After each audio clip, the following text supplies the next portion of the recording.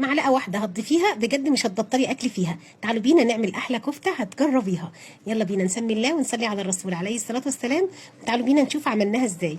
نص كيلو من اللحمه المفرومه، بصله كبيره مبشوره، معلقتين كبار من اللية او الدهن، معلقتين كبار من البقسماط، نص معلقه صغيره فلفل اسود، نص معلقه صغيره بيكنج باودر، معلقه صغيره من الملح. وقلبت المكونات كلها مع بعض كويس جدا.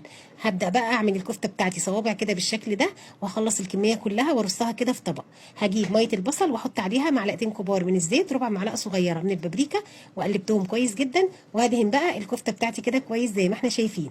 هجيب بقى طاسه على النار، احط فيها معلقتين كبار من السمنه، وهبدا كده انزل بالكفته بتاعتي في الطاسه. هشوح الكفته كويس جدا لحد ما تتحمر معايا وتاخد اللون البني الجميل اللي احنا شايفينه مع بعض ده. هنقلبها كده كلها على الناحيه التانيه لحد ما تتحمر كويس جدا. جبت طبق ورفعت كده الكفته في الطبق.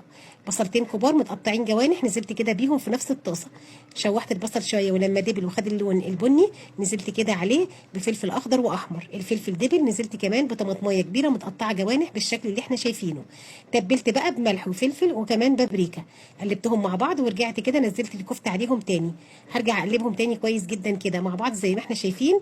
حطيت عليهم بقى رشه كده من بهارات الكفته.